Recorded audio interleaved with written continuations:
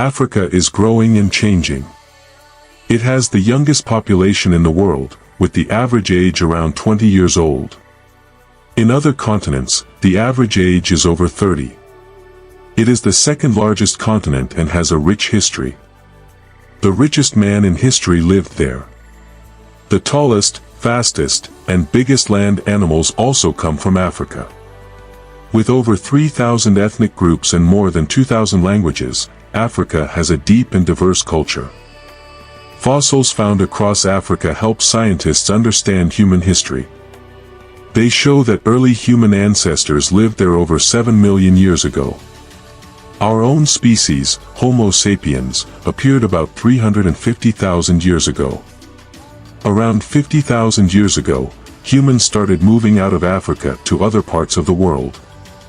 The Sahara Desert was once green and full of life, but around 5000 BCE, it began to dry up, becoming the vast desert we see today. This video is just an introduction.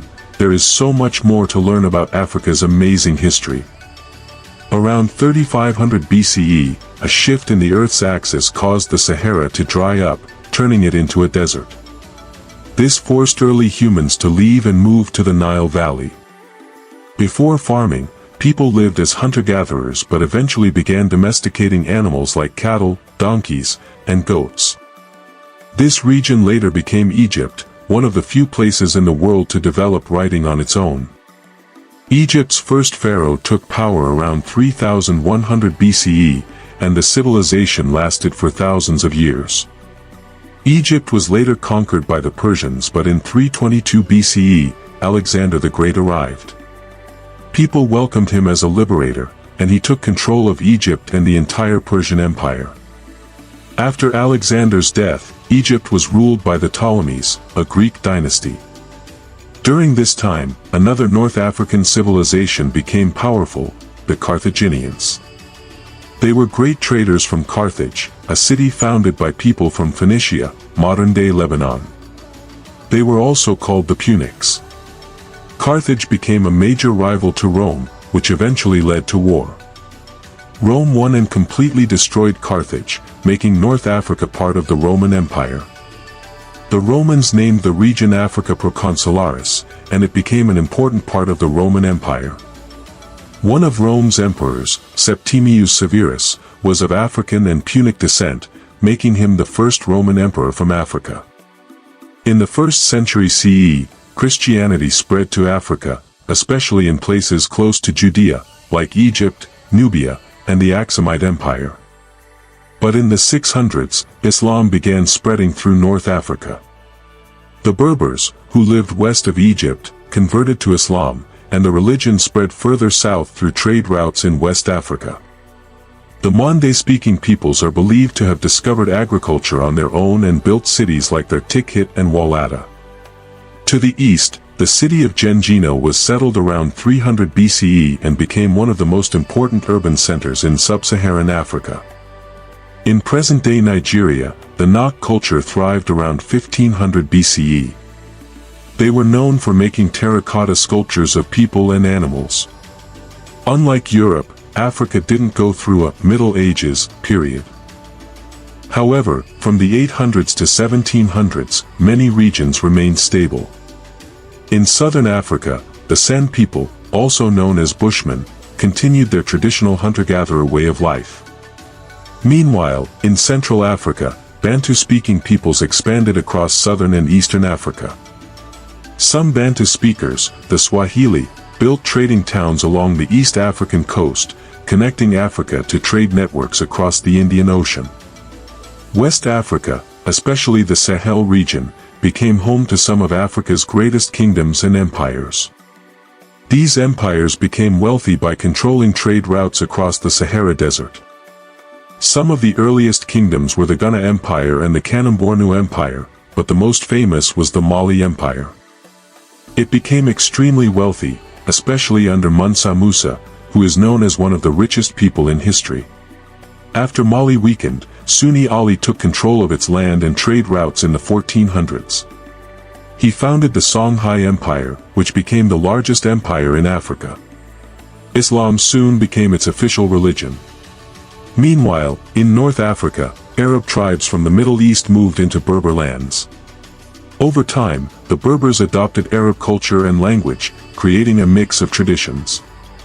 Slavery had existed in Africa for centuries, with trade routes like the Trans-Saharan slave trade, the Swahili coast trade, and the Barbary coast trade.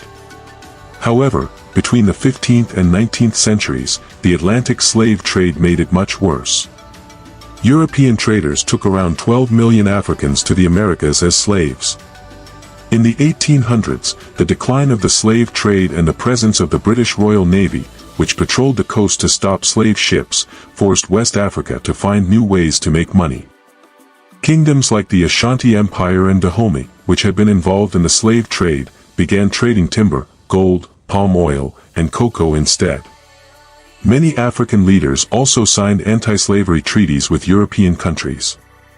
In the late 1800s, during the period of new imperialism, European nations met at the Berlin Conference, 1884, to divide Africa among themselves.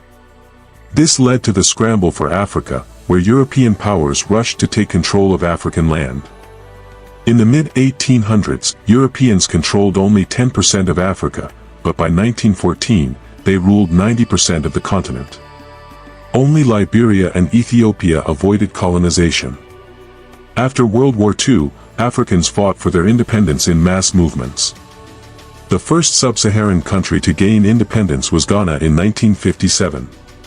Portugal, which had been in Africa since the 1500s, finally lost control of its African colonies over 400 years later.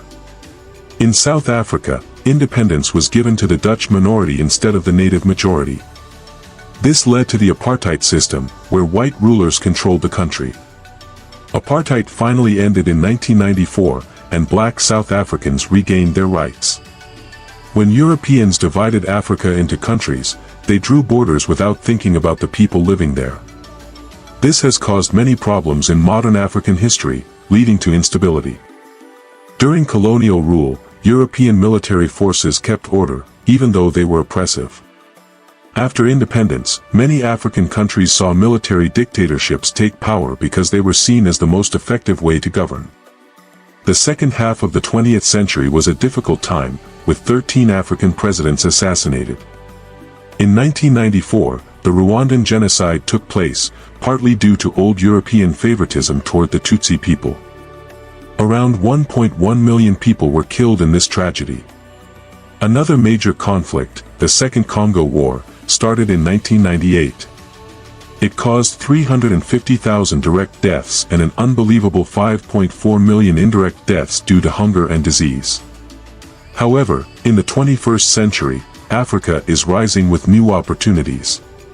Despite suffering from colonialism, exploitation, and political corruption, the continent is now attracting economic investment, especially from China. Some people see this as a new form of colonialism, but it is still better than the violent imperialism of the past. One of the biggest threats to Africa today is climate change, which requires a global effort to fix. But Africa's story is not just about struggle, it is also about strength and resilience. It is one of the most beautiful continents, home to many species, including humans. Even today, scientists are still making new discoveries about Africa's history. But as we look back on the continent's millions of years of ancestral history, we also see a bright future ahead.